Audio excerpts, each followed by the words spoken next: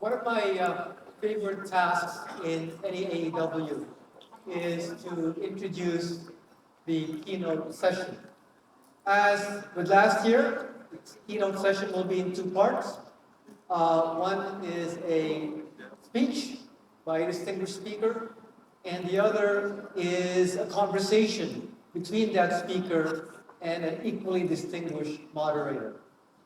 As with last year, the way that we described this is slightly inaccurate. I think we called it a TED-style talk. It's not actually a TED talk, as I said before, because we don't have the copyright for that moniker. The TED-style talk. The conversation will be a fireside chat, but unlike last year, we failed to get permission from the fire department to actually have a fire here. So that's also a metaphor. But happily, just like last year, we have two equally distinguished speakers. Our evidence speaker is Dean Karlan. Dean Karlan is known to many of you, so I won't bother to introduce his very long CV because that would take too long. But let me just tell you three things about Dean. First, why we chose him as the speaker. Dean knows evaluation. Dean is a very distinguished scholar from the top universities in the world, published many articles that we've all read, all of them on using rigorous impact evaluations to study evidence and impact. Second, Dean is not just an evaluator, but a practitioner who has led the way in innovating on developing development projects, also in institution building. He's in fact what I call a serial social entrepreneur, setting up IPA and other organizations. But perhaps more importantly for this session and for this event in AEW and the theme, Dean knows how to navigate crises because he was, after all, the chief economist of USAID. He will be interviewed by Marie Gaarder. Marie is also well known to all of us. She is the executive director of International Initiative for Impact Evaluation. But she's been an evaluator for a long time, both in multilaterals and bilaterals, as well as other organizations. So she knows how to probe an interview. So we're very much looking forward to our two guests, who are all happen to be my dear friends. And I'd like to welcome, to start, Dean Karlan from Northwestern University. Dean?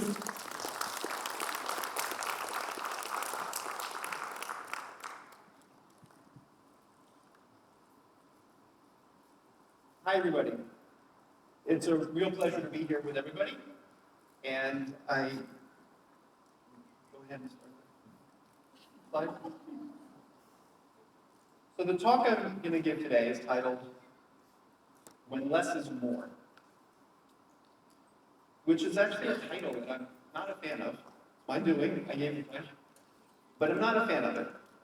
And to tell you why, doing more with less. I like the second part, just to be clear. I'm going to talk about how evidence can empower national governments. The first part, doing more with less, I'll talk about for a moment. I'm going to start with just a personal story. Before I went to get my PhD, I was actually getting an MBA before I segued over to a career of research and policy. And although I thought I was getting a PhD, I did dabble in some other options, figuring out what I wanted to do in life. And I had an interview with an asset management company. I knew enough about what they did, but I didn't know what the interview process was like. I asked a friend of mine who interviewed a lot, and he said, oh, you got to pick a stock. Tell them what stock you like and why you invest in that stock. So I went in this interview, and they asked me exactly that question. And I said, hey, right now, my wife and I have a net worth of about $500, and it's sitting in a savings account. I do not spend my time gathering evidence and doing analysis to figure out how to optimize returns on $500. That would be a waste of my time. But instead, I gave an answer about the theory of how I would approach it, et cetera, if there were more zeros attached to it. So think about this now applied to development. So if we want to say doing more with less, ask yourself, if a budget shrinks by 25%, which just for the record is roughly about what we were kind of expecting in December of 2024. We didn't know what the number would be, but there was clear indication that budgets would shrink. We did not expect, what ended up happening was kind of definitely on the left tail of expectations. So if a budget shrinks by 25%, is being cost effective more or less important than before? So the doing more with less title suggests that, it's now more important. Because times are tight, we have to be really effective at what we're doing. And that's a rhetoric that I think appeals in lots of contexts and kind of resonates. But now ask, if a budget increases by, say, 50%, the number doesn't matter, just increases. Is being cost effective more or less important than before? Well, think back to my personal story, right? If I had more money, then it would have been more cost effective for me to think about how to make that, it would have been more reasonable to put in analysis and thinking hard about how to invest that. But given that it was only a small budget, there was really no point in doing it. So here, if a budget increases by 50%, you might say, great, because there's more at stake, it's now more important. So we can't answer more to both of these questions, right? So it can't be doing more with less and doing more with more. It's actually just doing more. So the bottom line is, regardless of the budget, we want to strive to be cost effective. But now here's just a kind of candid comment I'll make just amongst us here. If times are tough, motivate, and that language motivates a key unmotivated person. By unmotivated, I mean evidentially unmotivated, not motivated to use evidence to really focus on how effective they are. Well, let's just keep this our little secret, that it doesn't really matter. That either way, you need to strive to do the most you can with what you've got. And if it works to tell someone when times are tough, you got to be really focused on this issue, to get them to focus on this issue, use it. So the plan for the talk, I want to provide 4 evidence system mantras, a little bit of explanation of each. And then I want to segue to the second number 1 item. They're both equally important. That's what I was trying to signal. That's not a typo, I promise. Is how to strengthen, approach for strengthening local government, and a philosophy for strengthening local government as a path to building in more cost-effective evidence to what we're doing. The final of the 4 mantras segues into the second half. So the first concept is we need to admit and optimize trade-offs. If we don't like a trade-off, if it's unpleasant to us to think about, that doesn't make it go away. It's still there. Even if we don't pay attention to it, we implicitly are making a trade-off. So think about trade-offs on many different levels. There's trade-offs across interventions to solve the same problem. This is one that we faced a lot at USAID, where there was a tendency at USAID often, and many donors, to create larger awards, partly because of the cost, administrative and bureaucratic cost of doing procurement is high, so you try to pack as much as you can into a single procurement. But if a single procurement has a single objective, improving test scores for children in primary schools, reducing food insecurity in rural areas of the country, what you would end up often seeing is 8 different interventions packed into that same award. Now it could be that's a byproduct of the consensus building approach, and it could be that, let's say, all 8 of those interventions are effective relative to doing nothing at all. But they can't be all effective relative to each other. And that's admitting the trade-off and thinking hard about which of those interventions is actually better than the others. There's also trade-offs within intervention on, say, the intensity of the intervention. The simplest example being, suppose you have a cash transfer program, and your plans are to transfer $100 to 500,000 households. Obviously, you could also transfer $50 to 1 million households, which is better.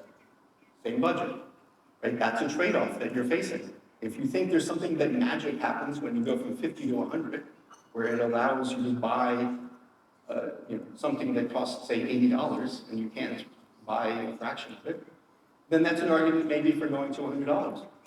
But obviously, we do understand that every dollar you transfer has less and less value to the person who receives it.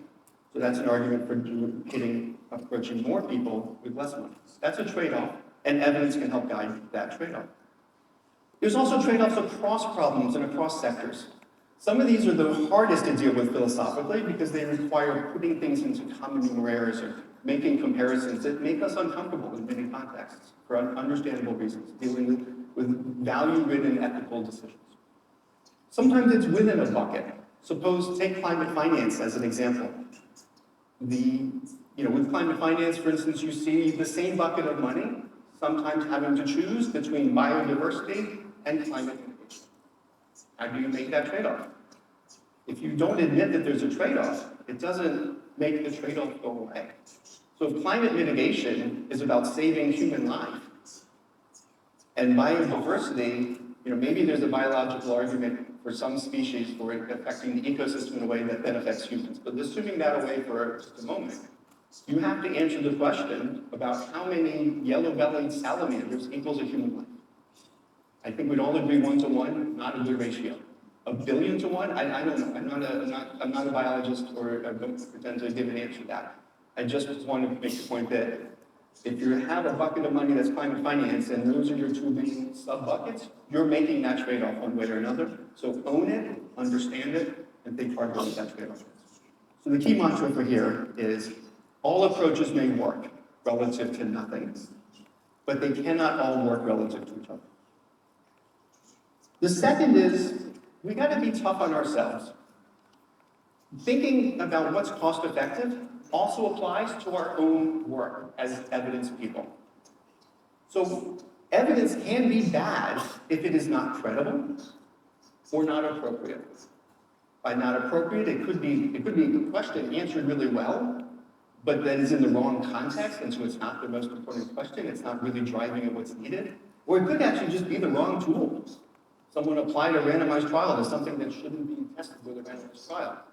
Or someone didn't apply a randomized trial when they should have. So it could be the wrong tool that leads to bad evidence, not credible evidence or not appropriate. Which is why we often use the term right fit evidence, meaning what's the question you have? And then, broadly speaking, is it diagnostic, predictive, or evaluative? And that helps guide the thinking about what type of tool analytically and what type of data source do you need to get in order to answer the question best as you can. And the consequences here are stark.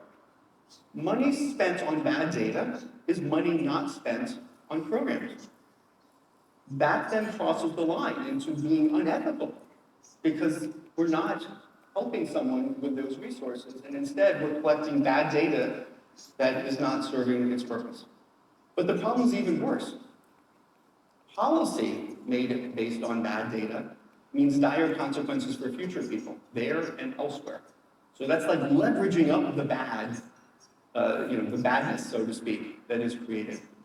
It's, going back to my opening personal story, it's you add zeros to things, and all of a sudden everything becomes much more important to get it right, to optimize. And so when we add zeros by having policy influenced by our evidence, it raises the ethical bar on making sure that the evidence is actually answering the questions it set out to answer. So the key mantra here is that cost effectiveness applies to the evidence itself too. We need to be inward looking at what we're doing and asking, what are the benefits that will accrue from the effort that we are engaging in to use or generate cost effectiveness evidence?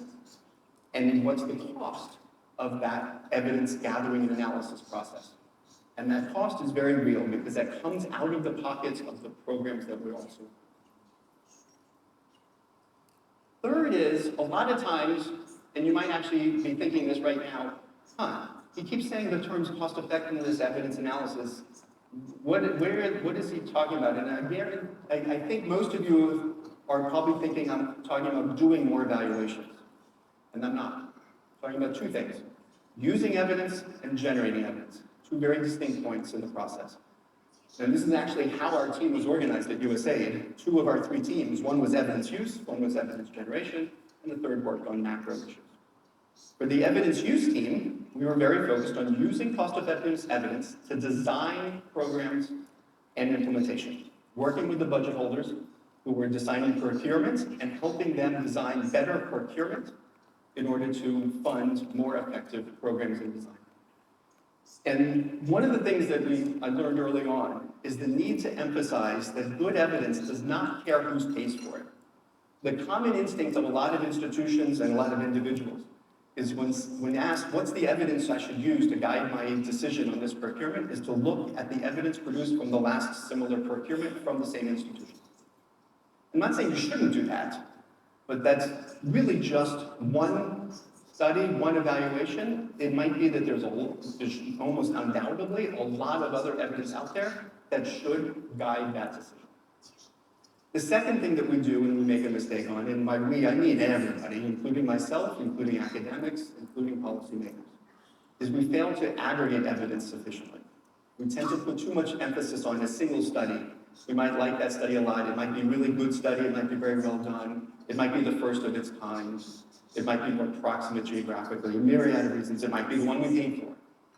But we really need to do more systematic analysis of lots of studies. Cash transfers is a great example of one where we have seen 115 cash transfer studies, or randomized control trials.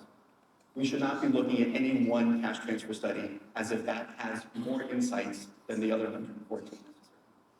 At USAID, we were producing this table on this framework on the right to help structure these conversations. And one thing that's important to note is by putting things into 4 bins, and only 4 bins, we were trying to send a signal that cost-effectiveness analysis to inform the use of evidence should not be done where the byproduct is a spreadsheet, where you sort by the column of effectiveness or cost-effectiveness. Take the one that is the most and just do it everywhere. And that's dangerous. That fails to take into account an understanding of local context that is needed to choose among the best ideas and to modify and adapt. So instead, we put things in 4 bins. The key is that we had goodbye and promising. These are goodbye and promising are things where the evidence says they look really good. The difference between goodbye and promising is the extent and the confidence which we have from the evidence base to go into a new place and make a prediction as to what is going to be the best solution. And goodbye means that, for the most part, at least at USAID, we use that to signal, if you don't want to do an impact evaluation up in the goodbye section, we're good with that. In fact, we think it might actually even be a bad idea to do an impact evaluation, because that's money not being spent to help more people on something that we have tremendous confidence in. So instead, track outputs to make sure you're doing it. Promising says, there's knowledge gaps here. Please fill those in and help us understand whether, in fact, this is as good as we think it is. And then similarly on the negative side, bad buy and unpromising. Bad buy are ones that we're really confident just should not be done. And unpromising are ones that don't look that good from the little evidence we have and the theory that we have and the way it's been validated and do not suggest this as promising. But we also recognize there's a lot unknown, and there's a lot of situations where we've all been wrong. I know I have many, many times where I've done studies where I thought something was going to work, it didn't, and I was pleasantly surprised by some that worked better than I thought. So unpromising is the bin of things that says, if you're going to do it, you actually have an ethical obligation to evaluate this with a strong evaluation in order to find out, should it move up to bad buy or over to promising? Concept 3, part 2. On the generating evidence, there's a hard point that we need to improve on. There are many conversations I was in when I was at USAID where people always assumed that I was always going to push for more tracking of outcomes. And a lot of times, if they finished my sentence, they thought I was going to end with, we need to get more data on, and they'd say outcomes, and I'd say no, outputs. That in a lot of cases, we don't want to track outcomes. If we don't have a good counterfactual, we probably should just be tracking to make sure we did what we said we would do, not that we achieved what we said we would. If the counterfactual strategy is viable, then it means you can estimate the program, estimate within the program, and use, for instance, a randomized controlled trial if it's appropriate, or some other method if that's what's the appropriate method. And that's a case where you use inputs and outputs and process data to help validate your theory of change and the randomized trial to understand its impact on those outcomes that you care about, whether they're the immediate outcomes or later downstream ones. And that all together provides us external validity. which helps inform that policymaker of the effectiveness of what they did, so they know whether they should repeat it. And critically, the more theoretical aspect of that process helps us know in what other context to take this. That's what we mean by external validity. Can we use these lessons elsewhere? External validity does not mean the same exact program. Strong external validity tells you something about when and where to do something and how to adapt it in other contexts. If there's no good counterfactual strategy, then we can still estimate impact. But here we do it by combining data from different sources. So we combine outputs from a program, and then we take the output to outcome causal relationship from RCTs elsewhere. We combine those to get an estimate of impact. Let me give you a very simple example, is an immunization program. Suppose that an immunization program delivered 1 million shots in arms to households with no other access to those immunizations. And suppose that the evidence from elsewhere has shown that this immunization lowers child mortality by 1 percentage point. And that's known from enough other evidence that it gave everybody the confidence to roll out this program knowing that it was a safe and effective immunization. That leads to 10,000 lives saved.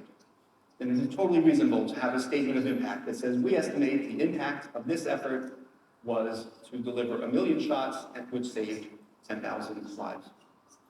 And that combines data from different sources without collecting bad data in order to, like outcomes without a counterfactual from that context.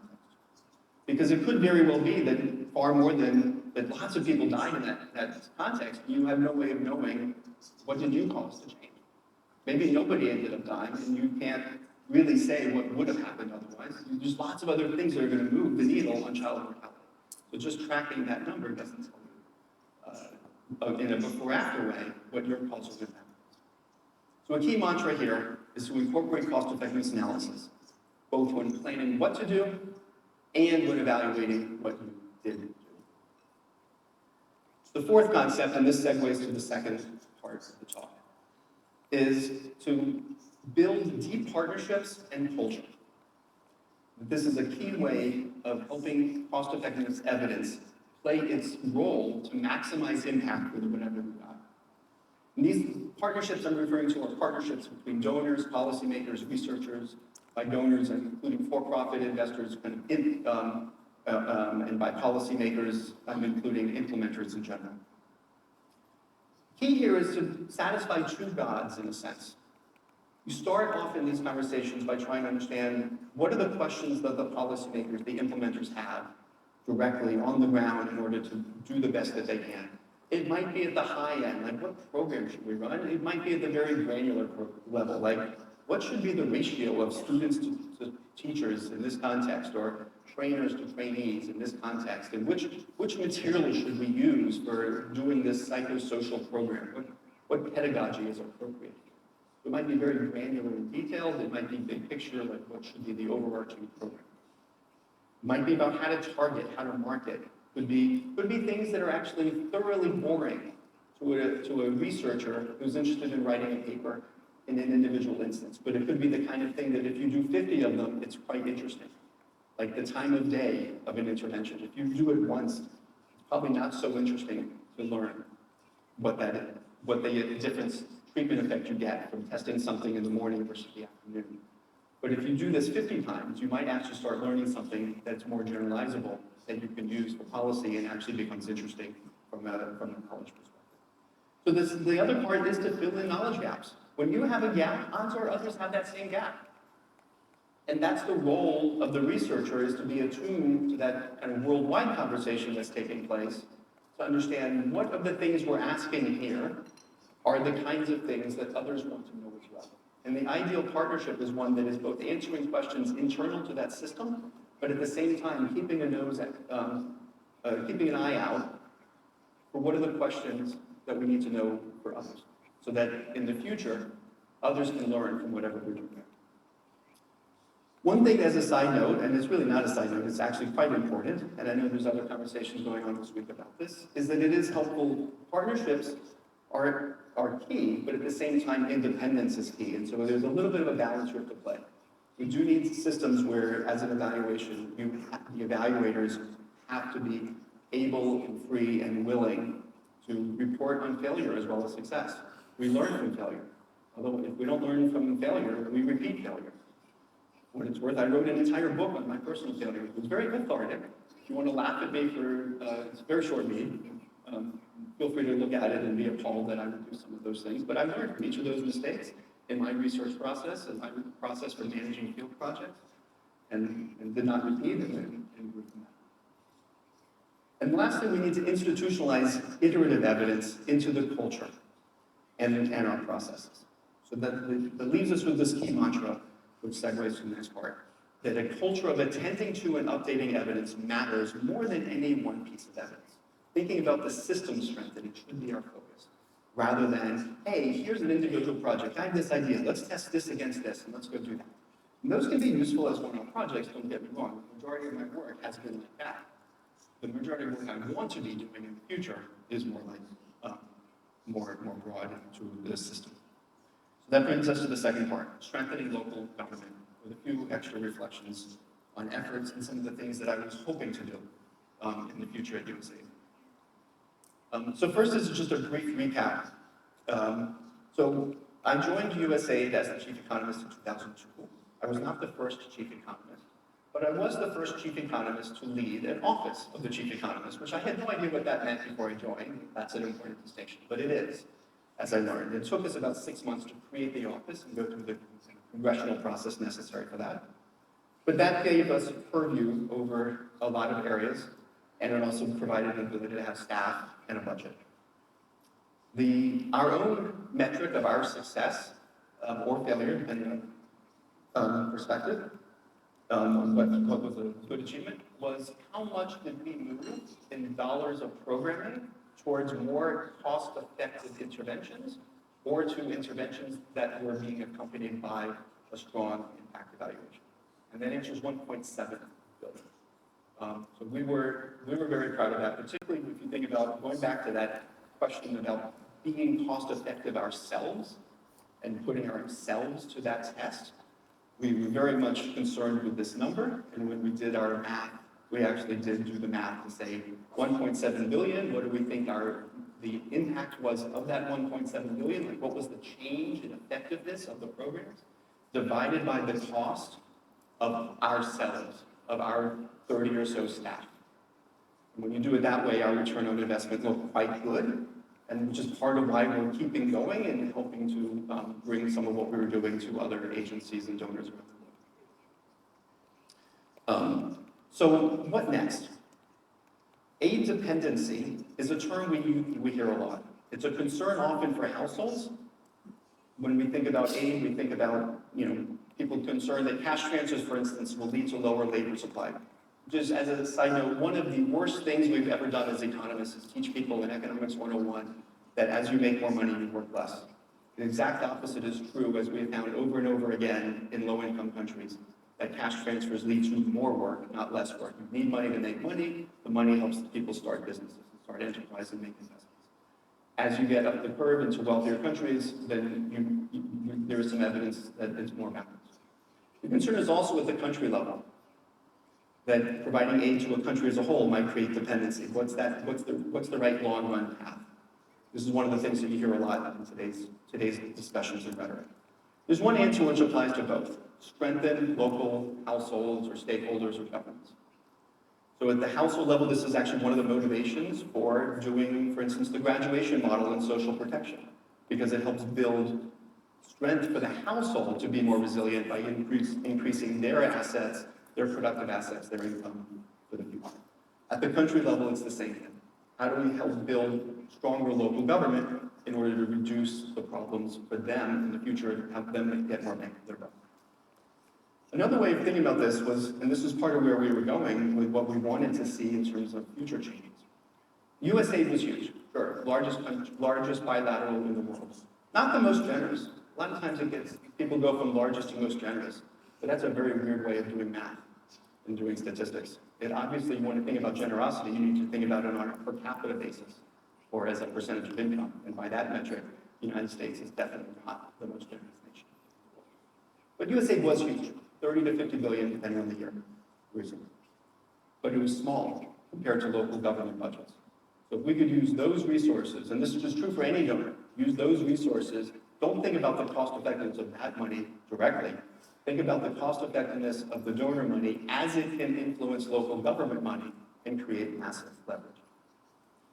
But governments are confronted with many challenges. There's an inconsistent evidence to policy process, low staff capacity, poor data systems, infrastructure, misaligned incentives, and this is just 5 things we could name. So it's, if you're a government, it's not like someone comes along and says, hey, why don't you be more effective? And they say, oh, I didn't think of that before. Right? So there needs to be a bit of granular, detailed work to help facilitate that process and make it more possible.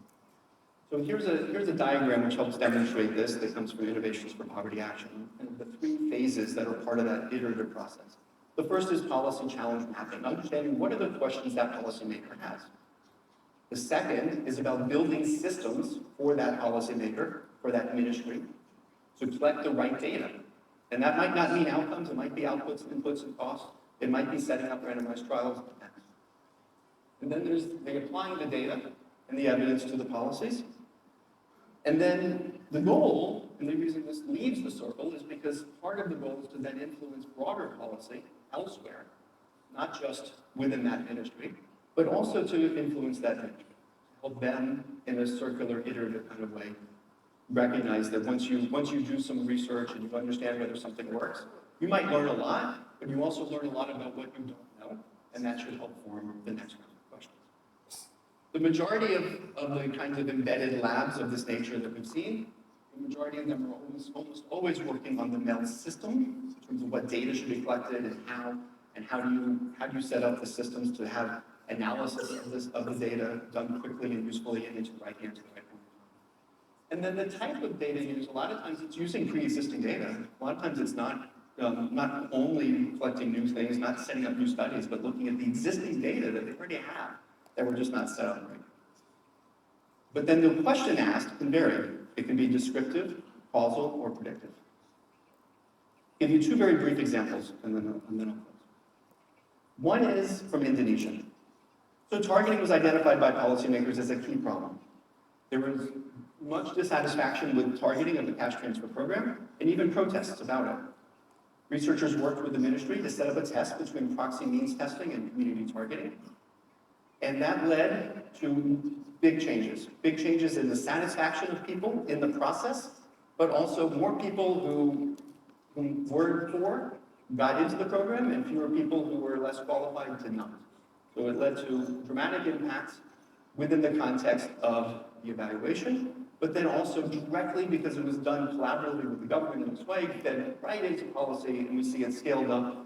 For instance, was direct influence on a cash transfer program rolled out during COVID to 8 million recipients, where they were able to track some of the same results and found the same pattern of effectiveness of the targets.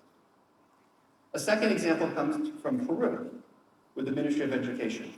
So this had a bit more resources behind it to set up a series of innovations, but a matching process, a matchmaking process where different units within the Ministry of Education could pose questions and then be match-made with researchers and design tests or whatever they wanted to test. And then the funding was there as part of this process, and they could learn from each other, both about the process and the culture was able to shift in this way. And we see a whole myriad, I'm not going to go through the list, but a whole myriad of questions got posed by different groups and then matched to different researchers. As an example, one study that was done, one of the earlier ones, was on the information on returns to education. Does it reduce school dropout? Short answer is yes, and it also increased test scores for girls. Key is the final step. This is one of the key success stories where the lab got institutionalized. It got put into the legal frameworks and budgets of the ministry, survived 7 changes of presidents and 16 changes of education ministers. And had 4 cycles of that kind of learning process. So I'll close by just leaving you with this slide and just hopefully remembering these 4 mantras. Optimize, admit, and optimize trade-offs. Even if we don't like them, if they make us uncomfortable, we still face them. So admit it and try to use evidence to make thoughtful decisions about what to do and what not to do. Apply the thinking about cost effectiveness to yourself too. To yourself in your own institution. How much should you invest in thinking about cost effectiveness, collecting evidence? Well, that should be largely driven by what you think the benefits will be of getting that information. And if you already have knowledge about whether something works or not, if it's the shot in the arm, and you already know the shot works, then why would you set up a randomized trial to study the effectiveness of that? So it's very easy on mechanical things. It's a little bit harder on things in the social sciences. Make sure that you're thinking about evidence, cost-effectiveness evidence, at two distinct phases. They're very related. They're two sides of the same coin, but they are distinct. One is about using the evidence to decide what to do and how to do it. The other is about generating evidence. And lastly, all of this is done as one-off projects. Yes, you can learn a lot. And yes, someone can take a step back and aggregate. But if you can build a culture and an iterative process within a ministry, that is a path to building long-term, stronger local governments, more sustainable impact, and more knowledge. With that, I'll close. And welcome, Marie. Looking forward to our fireless Fireside Chat. Very inspiring as always. Let's step up here because in the time it takes some of these gentlemen to put in place some chairs for us. We'd love to hear from you. If you were asked to pitch the value of evidence to a skeptical finance minister, so president of company, not included in that statement, how would you do that? So I would use the first half to ask a question. You're clearly being asked of everybody for more and more money. And you clearly have some policy objectives that you want your government to be able to do.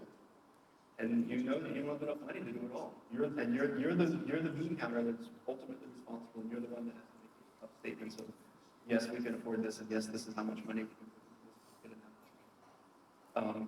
So evidence is all about figuring out how you can appease all of those demands on you as best as you can by helping people achieve what they want to achieve with the budgets that you can afford to give them. Because you can't satisfy everybody. You are the one that really faces that trade-off more than this. So you got to start by asking questions and help them see that evidence can help make their life easier and better. It's not going to solve everything.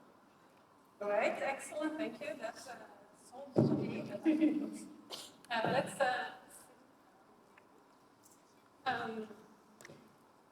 now love to dig further into a number of things that you talked about, which most of them, I have to admit, were music to my ears, but still love to dig in deeper. So you've shown how, and just talked about right now, about how embedding researchers within government institutions can really lead to more resilient, better programs. And I think for many people in our audience, governments, evaluators, so the idea of co-producing evidence is powerful, but is also complex. And so what have you found to be the sort of the most critical factors, in turning these collaborations into also lasting systems and really rather than one-off projects?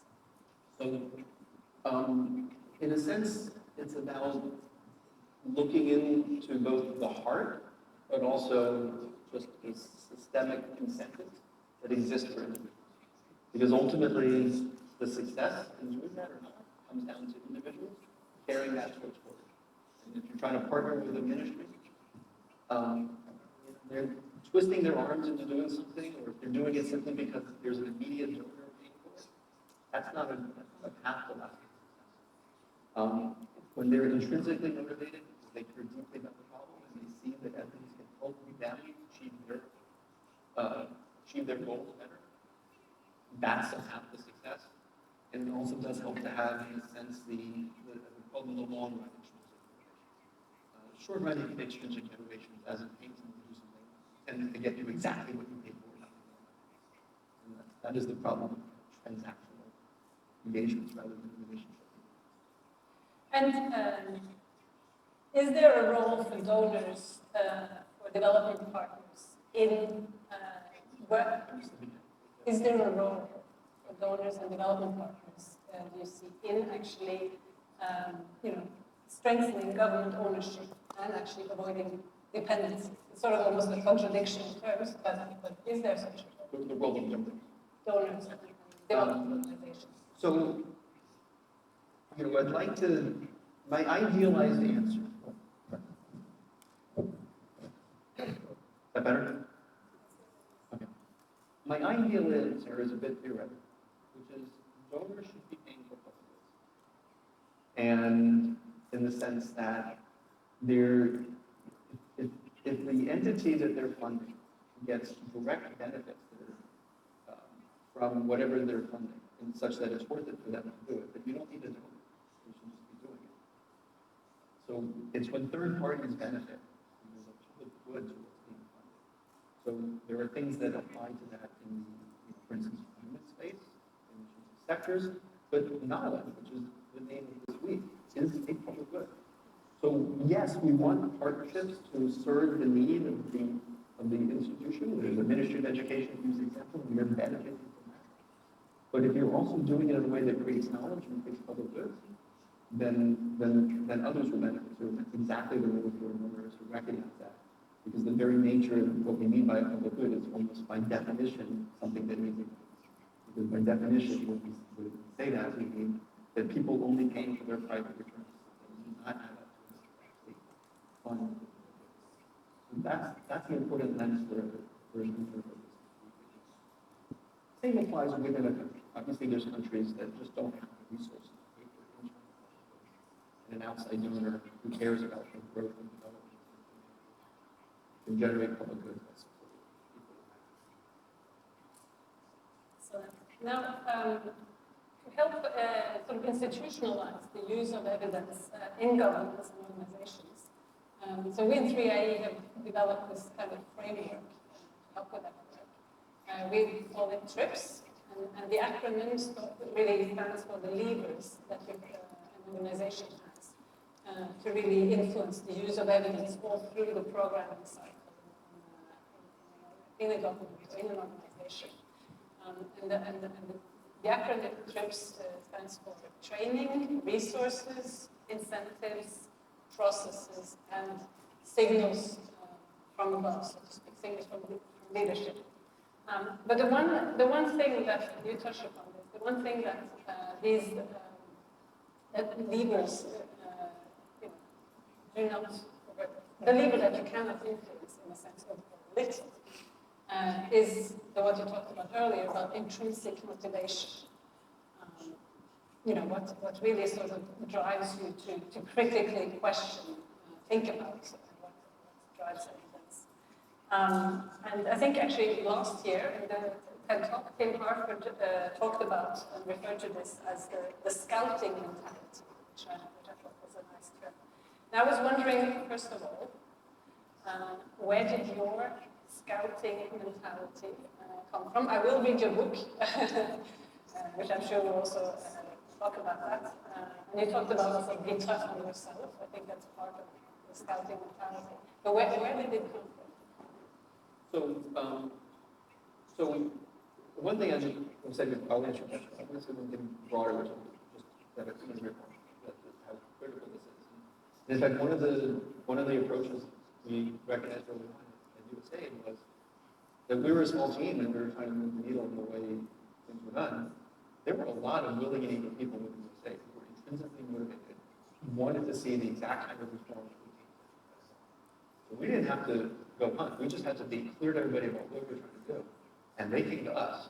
They, can you help? And then we were to operate that. In the long run, sure, we needed to go from the willing and the eager to the willing and not eager to the not willing, not eager, worry about last. But we didn't even finish the willing and eager before things shut down. So we were never, that was very much looking for the people who had was name of the game for how we operated in order to be cost effective ourselves, working with people who were holding the patterns of procurement, knowing that our work was going to bear fruit because the person was in.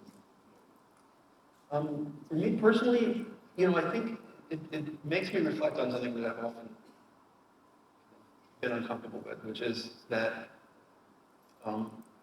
as a professor, I'm often in situations where people ask me questions that are about like I'm supposed to know something. And yet the odd thing is I chose to be a professor because because of how much I didn't know, and recognized I didn't know. So 50-second step, I recognize you don't know it, and I wanted a life of research in order to help fill in the knowledge gaps. Ultimately, that comes from an intersection of being curious, which could apply to lots of things within academia, but then also having an interest in humanity in a way that I wanted to infiltrate the work, not just be something I care about. That I just combine those two things, and that's where does that come from? The trite answer is to say my mom. There's some truth to that, but it's hard to say exactly where those passions come. But that's even when I was working in finance, that's what made me unhappy about it. It was lacking. But it's interesting what you say, in the sense that you saw there were quite a few colleagues at USA, for example, or you saw that intrinsic motivation. And then you had the others who maybe saw, nice to have evidence, but they wouldn't go out of their way, let's say. And I think that kind of description is probably what you would see in a lot of organizations. And so I'm wondering, can the passion be grown? In particular, when I talk back on the TRIPS levers that you have, can you, for example, through incentives, through putting process in place, where the board, for example, asks you, where's your evidence for this? Will it work? Can those kind of levers help grow intrinsic motivation among people? Or? I think so. I like to think so. I think that's one of the reasons why we. I was giving the talk, for instance, when I had the little chart up that actually showed results from the study, cameras came out to take photos. We like to see the concreteness, and that concreteness does help motivate. When someone who is trying to solve a problem can see concrete numbers, knowing that, hey, we were trying to solve this problem before we were only achieving so much, and with evidence, we jacked that up and we doubled our that concreteness. No one is in these jobs because they, I shouldn't say no, but for the most part, everybody working in the space, whether they're in the evidence space or not, chose this line of work because they care about whatever it is they work on, and they want to see it work. So appealing to that, even if they didn't initially seek out evidence, they see that it can help them communicate, and that goes more people into this. So. Turning a bit now to you entering USA as an academic, your background, and you go into the world's largest bilateral at the time, and you're on a mission to bring more rigorous cost-effectiveness evidence into their processes of programming. So what did you think what did you see were the factors that enabled an organization like USA be more evidence-focused at the time? So, first I think the biggest answer to that, and the clearest answer to that was the open arms and the willing and eager people who would within. There was nobody I ever met at USA said, hey, this is a perfect organization, nothing to see here, nothing to change, let's just carry on and more of what we're doing. Having said that, I don't know anybody internally that advocated for what we're seeing happen as a process of reform and change. But that's throwing away the first answer. The second answer is actually a little bit of timing. If Ruth Levine was at USA 20 years ago and was put forward some policies, what was called the evaluation policy at USA, that was shifted a lot of mindsets and thinking and some policies. But back then, there wasn't enough evidence out there that was done systematically enough to put in place processes to use evidence. It was just able to say, let's try to do better at producing knowledge. But getting to that using generation, we didn't have enough. We had 20, 30 years ago. But now, taking a look at the cash transfers, 115 cash transfer studies, that enabled us to write a position paper at USA that helped explain what can cash transfers do and what can they not. What are the types of problems that's appropriate, what is it not? And that just wasn't possible years ago. So some of it was just a matter of patience and the timing was right. And then, of course, we also had a leadership that cared deeply about cost effectiveness and understood its value and was able to distinguish between good evidence and bad evidence. So that, knowing that leadership was in place was instrumental for my belief that joining at that point, that we had what we needed to make some changes that would be Interesting. What, if you could indulge me with the framework I just mentioned, the different levers, what kind of levers were you potentially either planning to, or applying or planning to apply to sort of further increase this uptake of evidence? So the way we thought about it was kind of three different kind of buckets. We had, within institution changes, we had things that I would call cultural changes, and we had things that I would call more regulatory process changes. And we were both. So there were some guidebooks that like how to do business, how procurement, and steps that things have to go through. So some of that was literally about changing. We actually, as an example of that, this might sound really insider, but we got the term cost effectiveness evidence defined in the kind of glossary of USA. And actually having it defined as a term was actually really useful for them being able to point to that and work through, given that that's a goal, what does that actually apply? And there were other regulatory changes to the procurement process that were not legislative, that were some of it is that culture. And it comes from doing webinars and visits and training of staff. And then the third bucket is the hands-on. And we knew that just doing some executive ed and walking away, that's not going to happen. But finding the willing and able people who tell us a year in advance, hey, I have a procurement coming. I'm about to do $80 million on this problem in this country. Will you work with us? We said yes. And then working with them hands-on, head in hand, helping on procurement documents, scripting what it needs. Because the fact is, the people who were responsible for writing procurement, it's not like they were working part-time and getting paid full-time. Everybody was overworked. Everybody had more things on their plate to do than they had time to do. So if we just added, hey, you now have to also add a whole section in procurement about cost effective evidence, that wasn't going to work. But if we worked with them to do that, and we did it for them, and handed them the language, worked with them, in the end, I firmly believe that in the long run we could save them time, not increase the cost. It would actually lower. It would be like a negative cost change. Don't know that we achieved that, but that was the goal. The goal was to get to the point that doing the things we wanted to see done would have a negative cost on the Really interesting, by the way, also that you mentioned the issue of procurement. And I think having a lot of independent evaluation offices present, I do hope they pay attention to this, because I think I hear more and more that the issue of procurement being one of the things that really make or break good evidence use and creation, something I've also experienced personally, I think is really interesting. It sounds maybe very dry, but it actually makes our lives either good or bad. I mean, I learned the easy way, the hard way. Some of the earliest engagements that I had were times where they were kind of at a stage of the process that, I thought we'd come in, we gave them some pointers. But if we weren't there at the point where they're writing the documents, that are the sort of documents, at the end of the day, it didn't happen. It was either too early or too late. And we learned that we need to be both early and late throughout the process. Now I'm going to change tack a little bit, because a lot of evaluators in the room, and you also talked about this issue of being resource constrained.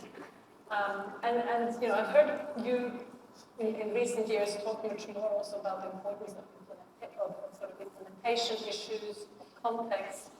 And at the same time, you and I are both taking part in these in efforts to make better use of the existing evidence and systematizing and systematic reviews, meta-analysis, etc. So, in a resource-constrained setting, how much would you spend on synthesizing now the growing amount of evidence that we already have versus carrying out implementation or process evaluations, again, versus impact evaluations. What would the balance look like in an ideal, not ideal world, but resource-constrained world, but sort of in generalizing across these three? I want to just say more of everything. I realize that would kind of violate the first concept that I put before, so that's not a fair answer. I would say, I do think we underinvest in systematic analysis, and we underinvest in implementation. So to be fair to what I said earlier, that doesn't mean that we also are over-investing in one-off impact evaluations. Now, I'm gonna cheat. I'm gonna also just say we can spend if we paid more attention to the evidence to policy process, then we would also see the value in just spending more money on the overall evidence process. So that's my way of cheating and getting a little more. But in fairness, if if you fix the budget, which your question did ask, yeah, I would reallocate some of the resources to one-off evaluations and move it into the other two. The other thing that you're reallocating is, to be perfectly crass, an evaluation that is, frankly, USA had a lot of instances where they would track outcomes over time of households or children in the school without a counterfactual. You'd see test scores go up by 0.2 variation, and someone says, well, and they said, but this was an impact, we know we didn't have a counterfactual, so it's not an impact evaluation. And instead, we're just finding out what we achieved. And I'm like, okay, good job getting the thesaurus out and using a different word for impact. And I realize the way that gets interpreted by many isn't, but it's not. It's not meant for that. So spending less money on those would free up a lot of budget. The key with implementation science, it's one of those perfect, the implementation work, in the middle of the question, is that, a lot of the implementation questions are going to, by their very nature, not have that much extra mobility. In the sense that it's going to be asking very detailed about that context and the right way to in that. And so that may be the kind of thing that is of high interest to the implementer, but less so to the external researcher who's interested in, kind of contributing to generalized knowledge that can interact with it. But there is a middle ground there, and this is one of the reasons for institutionalizing the evidence process, just like you described. That NFIA is doing, and the evidence kind of labs that I was describing. But it's also something we don't do, which is, even if it's not generalized knowledge in a sense from that one instance, there's a decent chance that it is if there's 50. So if we're testing the time of day in which to send someone a reminder about an upcoming training, it might be that in a one-off way that's not super interesting in a sense that you wouldn't go through the effort of writing a whole long paper about it. But if we do 50 of them, I bet you that would actually be fascinating and useful in a generalized way. We don't have really good systems in place though, for aggregating up those kinds of things. And if we did have stronger non-evaluation systems within each of these and a way of aggregating them, that would be a great global thing provided that would allow people to then do better systematic analysis of these operations. It combines the two aspects of systematic as well as Excellent. Changing tack a little bit as well to cover a number of issues. So what are the best examples you have seen of governments institutionalizing the use of evidence in their budgets and in their decision making? And how did this come about? And any lessons for other governments? So I think there's a few that I think about. I mean, I'll just reflect back on what we were doing in USA. Where did we have the most success in terms of that? And there were two programs stand out that were a decent proportion. One was, USA was spending a lot of money in rural parts of the world, in particular Africa, to try to improve the resilience of low-income households. And it was doing it in the kind of humanitarian nexus development situations where the goal, it might have been working in refugee areas, but but not with people who just arrived in refugee settlement, but maybe a year ago, maybe even 7 years ago.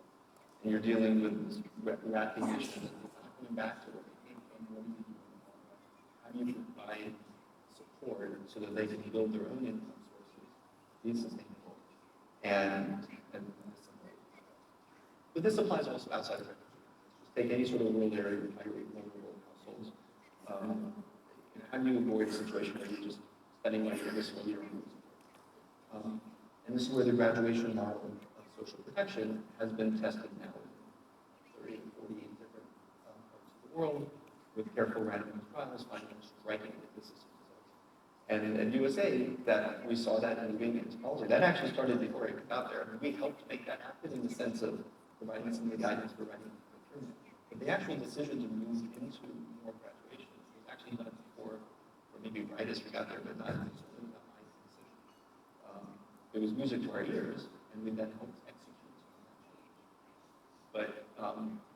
But that came about because of the strong evidence. And we've seen other countries, other programs, Indonesia, Asia, that had, and India has also taken up in many different states, taken up this program, with further research questions about how to implement that. But in some cases, hey, we are actually the important components.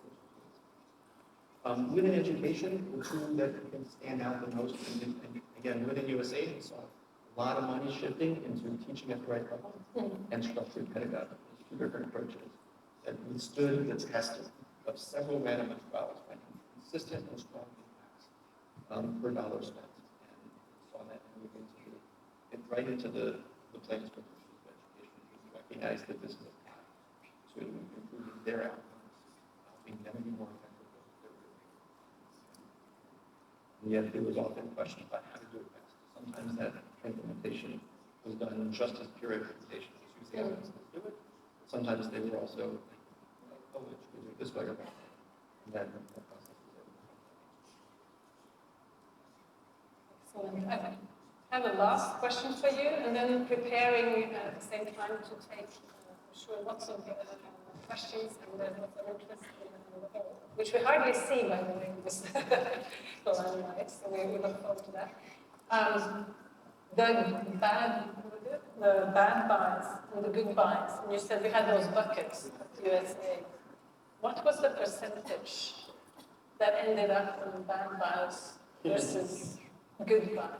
We were just getting going on building those 2x2s in areas, so I don't have an answer for you because those were demand-driven analysis where we were doing a systematic review of that in. So we had done one on the intersection of gender and agriculture, so specifically about how do you improve profits for women as in terms of from agricultural income, but done in a way where they then have control of the additional profits, so that they can then use those funds to optimize for them and children.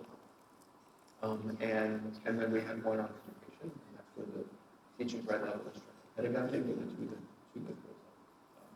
And we were working on others. Great, excellent. So let's, I think there's some people with mics. Can you please introduce yourselves? Yes, I'm Véronique Salsouzac. I'm the Chief Evaluator at the European Bank for Reconstruction and Development, EBRD. So thank you very much for this thought-provoking messages. And I would like to ask also a provoking question. You talked about cost effectiveness, about trade-offs vis-a-vis not doing anything. So what about no aid at all? Where you, especially in the context of USA, it might seem relevant now to have evidence to show that it does work. We have evidence that programs, projects, policies may work. Does that aggregate towards saying aid works? So, no. But yes. And what I mean by that is sometimes. That, at no point can we conclude, even when we see lots of things effective, it doesn't mean aid systematically works, right? And in fact, if I'm in a conversation where someone says, yes or no, does aid work? My first response is, okay, that's just, and I know this is not your question, I'm not saying you're asking this, just to be clear, but my first response is to say that's not really a very helpful question. How about asking when does aid work and when does it not, and how to make aid work better?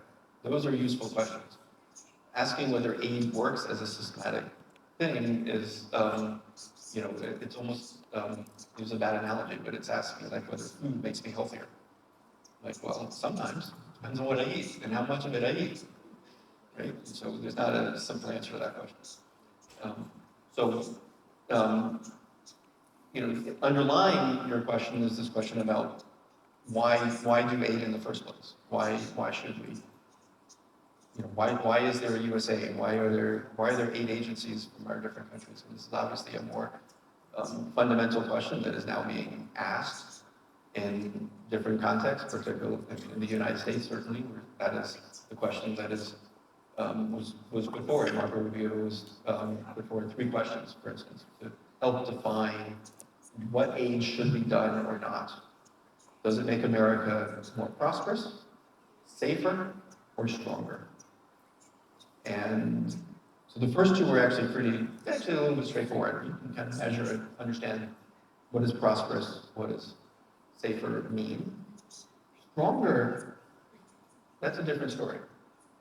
So when I think of that and the way I interpret stronger in terms of understanding we should do aid if it makes us stronger, well, what makes us stronger as individuals? What's a strong person do? In my view of the world, and I think a lot of people share this view, a strong person is someone who actually takes care of themselves and others around them too, who is willing and able to help others, recognizing that with what they do and their actions, they can have more, they can help others. They can bring up others around them with the very things that they do. That's a strong person, and likewise, to the extent that an aid agency represents its people, then it's an agency is strong if it represents its people and the ethos and philosophies they bring. So that's strong in heart. But we also want to be strong in mind, and that's what the rest of this whole talk was about. Strong in mind means being disciplined and being effective and using evidence to help improve what we're doing, using good theory to help do what we're doing, paying attention to the effectiveness of what we're doing. And that's being strong in mind. So that's my interpretation if I was given that mantra of this is the purpose of aid, go design programs around it. That's what I think is an appropriate interpretation of making America stronger. You'll notice that actually then includes a lot of aid, which is fine. It does make us stronger for those exact reasons. Thank you. Actually, hi Dean, again. I'm Justine Dioclasigat. I'm from the Philippines, but I'm also the alternate executive director at ADB. And we were talking about this earlier, and I appreciate how you mentioned it. My question also is a bit about aid, but first I'd like to appreciate how you highlighted the second dimension of being tough on ourselves and asking the right questions, and when it's applicable, when it's effective. I really appreciate that, as well as you recognizing that impact analysis is not always, the proper thing if there is no counterfactual. But my question deals more with what you said when you show the example of the 2008 targeting of Indonesia. So that was about the same time that the Philippines adopted the conditional cash transfer program, the 4Ps, and we came up with our own registry and we institutionalized it through law. And the think tank that I was a research fellow with before, we're responsible for assessing that. But when you mentioned aid dependency and showing evidence that actually it's not the backward bending labor supply curve that's applicable, people do work more even if you give them aid. So I'd like to ask you, how can we change that mind shift, recognizing now that poverty is multidimensional? So there are a lot of other social protection programs that come up with food poverty in order to improve, test scores and productivity of labor. How can we do that? You create a new theory on labor supplier. What are your thoughts? How can we have? You mentioned also there's no generalized knowledge about this. I know you have a lot of studies and evidence, but how can we create that mind shift, especially among policymakers? Thank you. Lots of apologies. I mean, as an economist, and honestly, that's, I think we need to be candid about when the simple theories just actually got it wrong. And that is one that I'm, struck by how often I find myself in conversations with economists who, across both sides of the aisle, who are not development people, who just start off with this presumption that higher income means less work. And hey, the evidence says otherwise. So we gotta pound that out. Now, there is actually a fair amount of what I would call generalized knowledge on this one. It's been documented over and over again, sometimes in no results, sometimes positive. In the United States, there have been a few recent cash transfer studies which saw reductions in part-time work, number of hours. So full-time people, no one quit their job. There's no evidence of that. The cash transfers were never that big that someone would actually say, I stopped working entirely. So if you have a salary job, we don't see changes. But there are a few studies that have seen that people who are working in the gig economy or, with the job that allows them to choose the number of hours they work, that we see a slight reduction, right? So in net, I think the benefits arguably of those studies still outweighed in the sense, but there is a trade-off that is actually happening on that to kind of take into account, understand that point. But it's very natural to understand why in a wealthy country with a stronger overall economy and stronger support from others, for instance, where individuals are not siloed from their families, that might have other income sources. Whereas in low-income households, we're dealing with, an entire household. That you're going to get a different answer, just welfare. That there's no reason to think that the answer to that question is the same in rural Philippines as it is in New York City.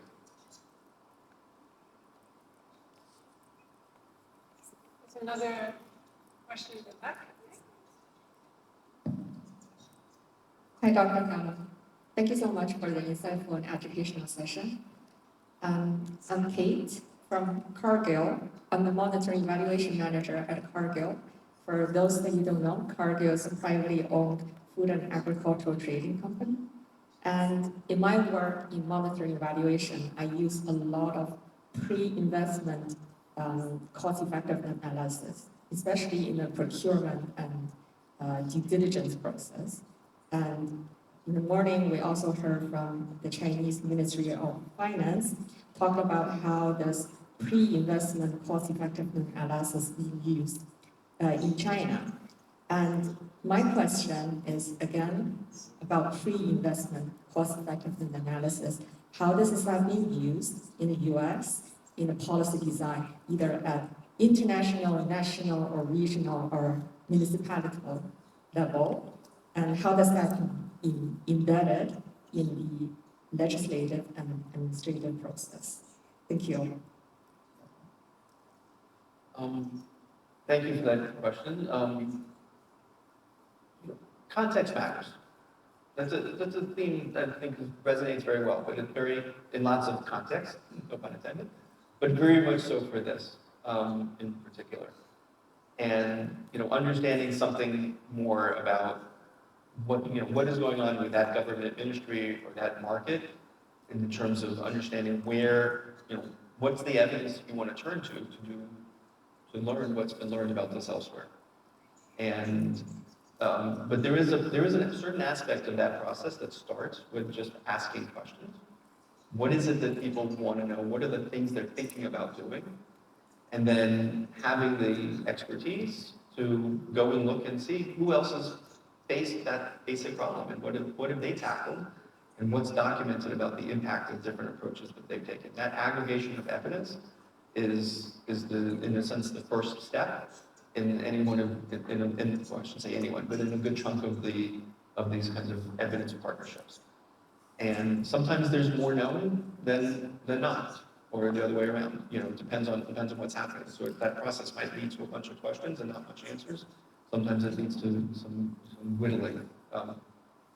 In terms of legislative changes, that's a different beast. So it's one thing to change kind of implementing ministry that has a budget and has some broad constraints of what it can do legislatively, and then you're optimizing the executive branch decision making. This is similar to what we're doing at USAID. Trying to influence the legislation is obviously a different beast. It gets into a lot more politics and things like this. I used to make the comment that at USAID we were we were very focused on cost effectiveness rather than cost benefits because we didn't really need to compare the effectiveness of the health budget to the education budget to the climate budget, these different budgets where we needed to put things in common numerators. So I was able to work just with the people who cared about primary school education and say, great, we're here to help you achieve your goal as best as you can. Let's do that. And I could do that because I knew that the allocations across sectors and across countries, that was actually set by Congress. That wasn't something that nobody at USAID sat around with the ability to move money from health to education to climate. And so that allowed me to sleep well at night because I knew in my heart that Congress would go through a deeply deliberative, philosophically driven, evidence-based process to come up with the optimal allocation across their sectors. And so I didn't have to worry about that. Having said that, I realize you were asking a question of what to do about that, and I would say it depends on the context. If we were engaged in those conversations, I'm not trying to be dismissive of that context. I'm just saying we were not doing that in US. But in my experience there, in other contexts, if that was the case, that legislation would help. There's obviously, a process for then understanding how does legislation work in that country and who needs to be convinced of what. But ultimately, it's the same thing that to Marie's question earlier on. If you can speak to, anybody trying to change legislation is probably trying to do it because they have an objective. That's a policy objective. If evidence can help move the needle to help them achieve their goal better, great. That's the case to make. Thanks a lot. Hi, my name is Sabine Burnaby. I'm Director General of the Independent Evaluation Group of the World Bank. Very nice to meet you. I thought your intervention was very interesting, insightful. I really appreciated your four thought-provoking concepts. I have a question around the attribution and contribution debate. You talked a lot about the importance of good quality data analysis, and you focused a lot on having counterfactuals, and if you don't have a counterfactual, then you should just look at the outputs and so on.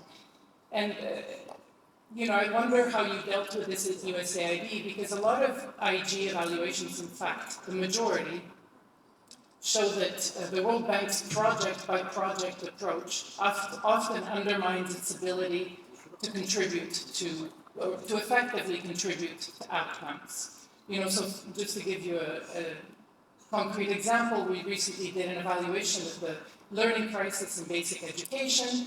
The World Bank Group has been supporting basic education all over the world for 50 years, and in low-income countries, massively. In low-income countries, 90% of children under the age of 10 still can't read and understand a basic text. How is this possible?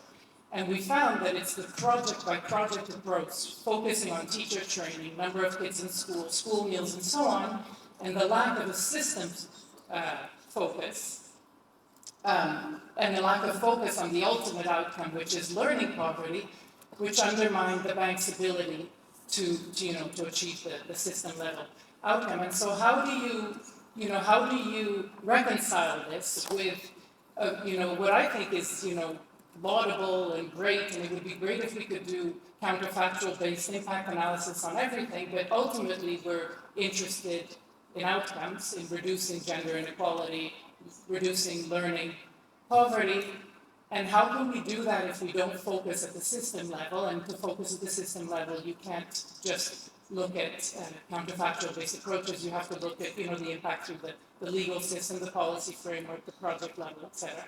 So I was wondering if you face this challenge at USAID and how you dealt with it.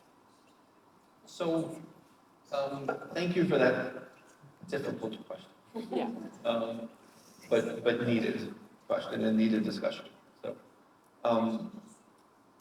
So we had a term that we tried to coin a little. It was purposely vague, called cost-effectiveness thinking. And we would say in situations where the effort was systems change, which I'm gonna roughly put that in what you're describing into that kind of bucket, right? Which is a little dangerous because I realize the term system change, because everyone could be nodding right here, but for different reasons, because we all imagine that to be something different.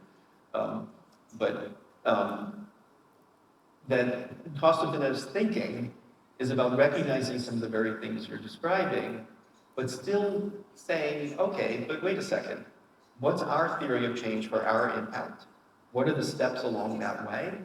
What are the things that we can measure along that way? And they might be outputs, they might be some process changes. And that takes into account a recognition that that final step all the way to like children's learning might have some other things that are heavily influencing it, and that's okay. But it allows us to then, in a spreadsheet kind of sense, model out what is the cost effectiveness of what we're doing. And in most cases, I think if that process is thoughtful, then two things happen. One is it does help focus the effort in recognizing, hey, you know, we're missing a step here that we really need to see that change happen. Like, this is not going to work if we don't actually see legislation change, for instance, and maybe in some context, right? And so it helps identify that something's missing in your own theory of change. But it also does point to things to measure. And there might be a step in that process that just says, and then we have a 10% chance of success. So if you're planning this out up front to decide whether to do something. And how do you come up with that 10% number? Maybe it's 5, maybe it's 20. That could have a radical difference on whether you think your effort is cost effective at the planning phase. But as long as you think about that similarly, as you compare your different alternatives, and you think about how to make those judgments about what's likely to work and the likelihood of that something to work, then you can be consistent in how you allocate different efforts at that kind of system change. But after the fact, if you're looking at it in the evidence generation kind of context, we're going to look backwards and say, how did we do?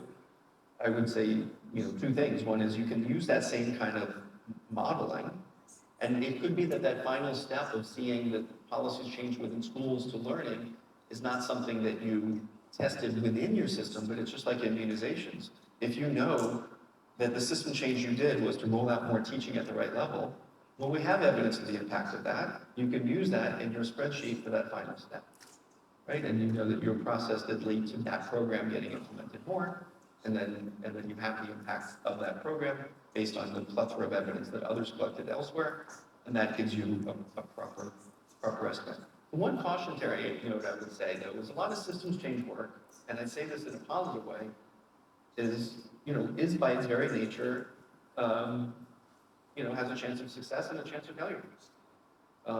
And so you don't want to necessarily punish, like if you said there was going to be a 10% chance of success and it didn't work, and in the end you didn't get the legislation change and you didn't make that happen, that doesn't mean you shouldn't do it again, and you shouldn't try elsewhere. Hopefully you learn from your failure and you can see what was not good and maybe try to change it the next time.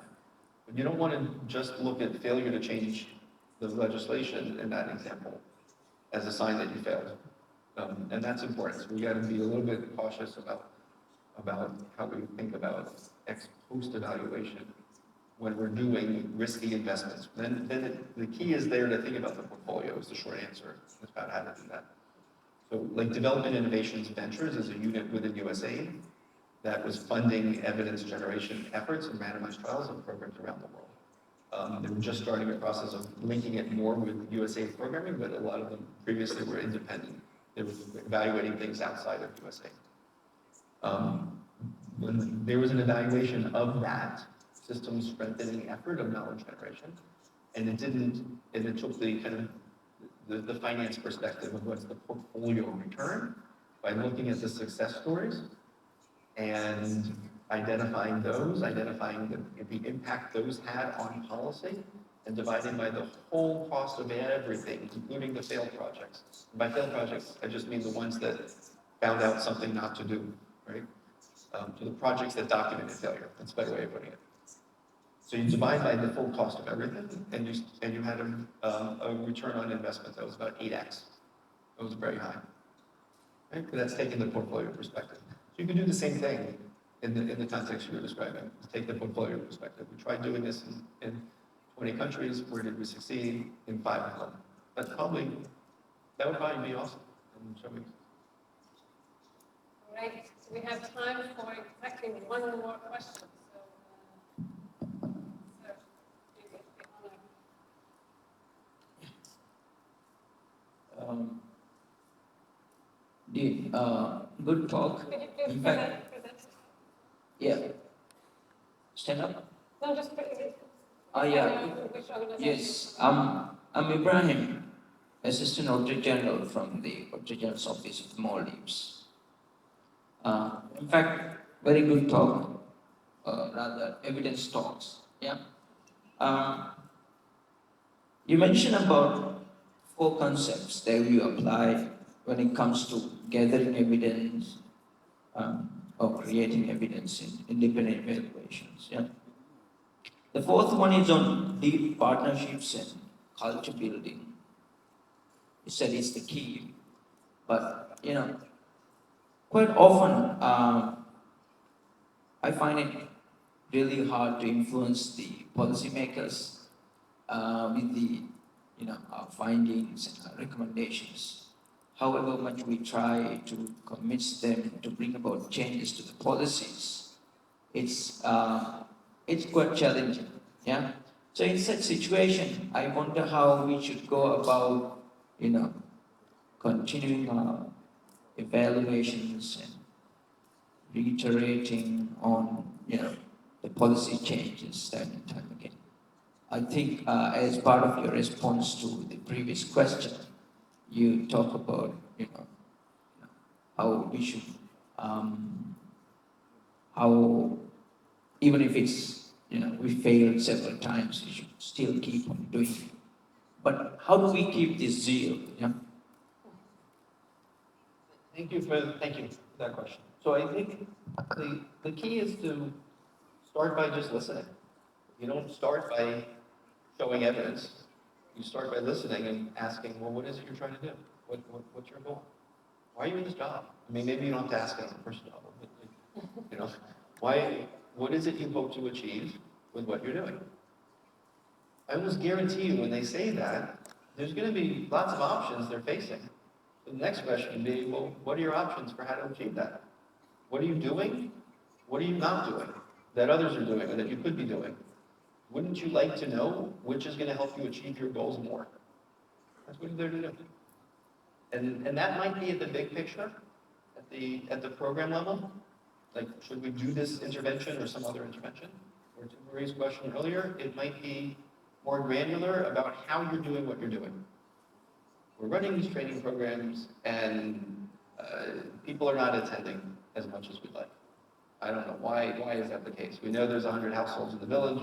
We go, we hold this training, and only 20 show up. What there might be some implementation issue. Maybe it was literally like the time of the day that you held the training session wasn't good based on the work of the village and what they're doing. Maybe sending reminders the day before as a message, hey, we're coming tomorrow. Everybody, spread the word, please come. Maybe you need to bring something and just, bring some food to the meeting. And that might attract, people to come and then they stay and engage and then they like it and then they keep coming. Those might be operational questions that they're facing. They might not be thinking about all the various options, but if they have the right data to know that people are not attending the program trainings that are being rolled out, then that would say, okay, great, yeah, if you can help us jack that up, that would be great. What can you do to help me jack that up?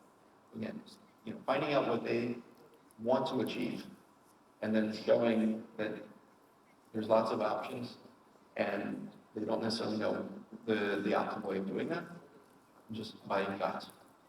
So that's what the role of evidence is for. Wonderful. I think I love to stop at the conversation at that point of, lesson for all of us is asking ourselves and others, why are we doing this job? I think I will bring that conversations. Really fascinating to listen both to your talk first and then diving into your own experience in evidence to policy. So thank you, Dean, and hopefully you'll all join me in thanking Dean for this great talk.